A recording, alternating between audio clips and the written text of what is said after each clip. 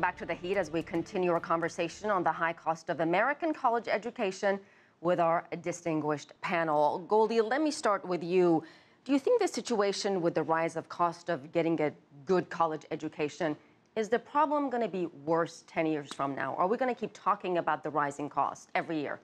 I think we will, although it could be, the conversation could change a little bit. What's happened in the last 3 or 4 years that I've noticed, I've been covering this for quite a while, there's a lot more pressure on colleges to operate differently and to offer more lower cost options. We've had technology in higher education for a lot of years, but I'd say the pressure is very different now about using the technology to make colleges less expensive in a more serious way, and probably in a more serious way even educationally. It's not, people are starting to understand that there are some real opportunities to use technology to save costs. That's the problem with higher education. It's always been this very artisanal operation. You know, it's a people-intensive operation, and unlike a lot of other industries, you can't mechanize it, make it cheaper unless you radically change the way things are being taught. So I think we'll see that. But the problem is normal families, working class families, are having a hard time sending their children to college. They cannot afford it. So what do you tell these families? Let me go to Joel, and then I'll come back to you, Goldie. Well, I think that there are lots of financial aid options.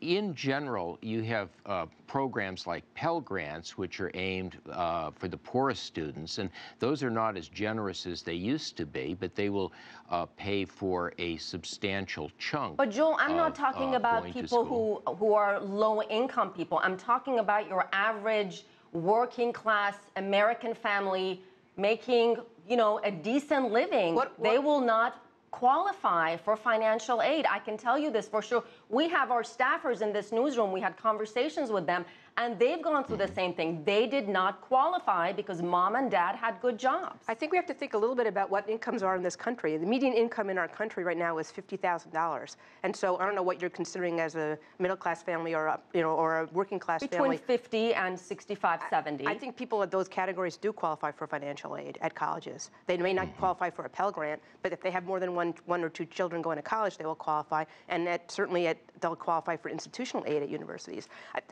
These numbers, I mean, I don't deny, I went to college back when those first set of numbers are that you posted when the tuition was in the 70s, and obviously, without adjusting inflation, those numbers have gone up like crazy. But those are the silly way the colleges talk about their costs is they have this sort of the gross price and the net price. The net price of tuition hasn't gone up nearly as much because of these financial aid opportunities. Let's go back to Senator Sanders. You know, he's also saying that, you know, European countries, a lot of them offer free education. Denmark, Finland, Norway. Let's hear from Senator Sanders again. Last year, tuition was eliminated in Germany because policymakers there believed that charging $1,300 a year was discouraging students from attending college. $1,300 a year, and that tuition was eliminated in Germany. In Denmark, not only is college free of tuition and fees, people who go to college in that country actually get paid to go to college. In Finland, Norway, and Sweden, tuition and fees are free not only for their citizens, but in many cases for foreign students as well. Jared, let me pick it up with you. Isn't the idea of getting a free education, a free college education, something that every student in this country would love? Well, on paper, it sounds great, but you would think Senator Sanders, he says he's fighting for the working class and lower class, but academic study after academic study has found that federal student loans, what they do is tend to help upper middle class families go to a more expensive college. Right now, we have an extremely affordable community college system, and even with states cutting back on their funding, state colleges are another thing that is still within the reach of many families. So what we're doing right now is throwing more and more money at schools, and it's like turning on a spigot. They just go and then raise the cost of college. Everyone from the U.S. Treasury Department to the New York Federal Reserve has concluded that this is how it works. Joel, your thoughts on the European approach in the countries that we talked about, Finland, Norway, Sweden, Denmark, Germany, free education? Well, yeah, that's fine. In many ways, I'm very sympathetic with that, but it is not going to be free. You're going, those countries have a higher tax burden than we do, and if you want to spend $300 billion a year, that works out to about $1,000 in extra taxes per citizen. And, you know, it's difficult to see Congress right now passing that kind of tax increase, or for that matter, any tax increase. So it's a question, it's not a question of would everybody like free college? Sure they would.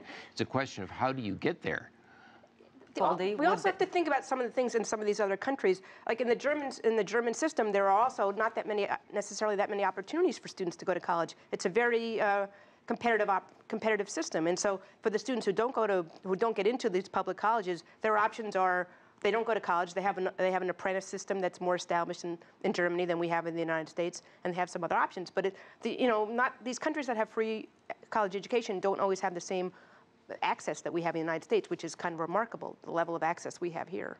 Jared, what do you think about the mood for change in the United States? Is there any indication that there could be a new policy when it comes to this issue? Well, I think something that was hit on earlier, technology coming to the classroom through massive online courses or even just easier alternative methods of learning is something that needs to be embraced. But right now, the colleges effectively have a cartel on authorizing new colleges to come in that can gain access to the lucrative federal student loan system. So we have colleges, they don't want to change, they're up in their ivory tower, they're used to this outdated model of education, and they're going to fight tooth and nail to keep the current system going, even as college costs continue to skyrocket for families. Joel?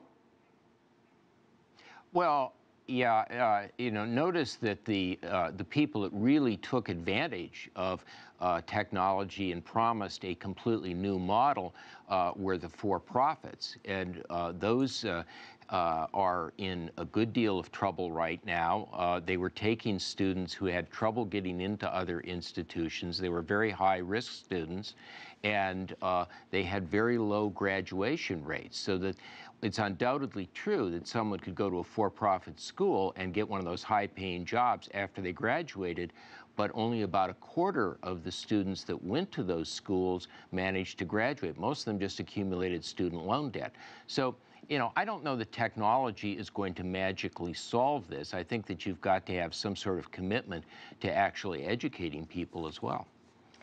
President Obama has proposed the first 2 years of community college to be free for students. Is that something you support? Goldie? Well, I'm covering these issues, so I'm not supporting them one way or the other. I understand why he's proposed it. He's proposing it as a notion that a high school degree by itself in our economy is not adequate to help people get ahead. And it's basically a reset, rethinking our whole system of education from K-12 to K-14. I don't know that proposal is going to, it hasn't been met very warmly in Congress, so the chances of it going through aren't that great. But there have been some states that actually, at least 2 states already have adopted that proposal. So, Jared? Well, I think community college is already affordable, but I would much rather take making community college free over any of Senator Sanders' claims, or even what Hillary Clinton talked about with debt-free college. But right now, when we look at graduation rates, we're pushing people into 4-year programs when only 4 out of every 10 graduate within 4 years. And within 6 years of coming in as a freshman, still only 6 in 10 have graduated. So when people treat college as, oh, this is an investment that's going to pay off for everyone, that's just not true. While college is still a great investment for many people, it's not across the board something that we need to be pushing more and more people to go to right out of high school.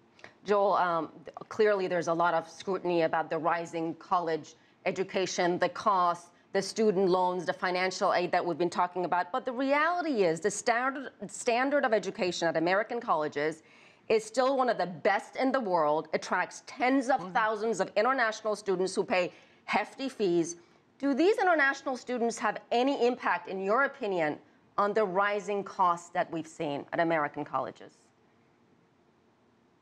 Well, I think that what's happening is that a lot of colleges are looking for students that can pay a larger share of tariffs, so that if you look at state-supported institutions, they're increasing the proportion of international students they have, they're increasing the proportion of out-of-state students, because these are people that are paying higher amounts.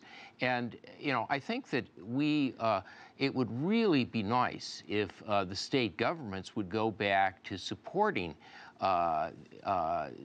the institutions that they have in their states at a more generous level, because what's really happening is the institutions are being encouraged to not serve the state students.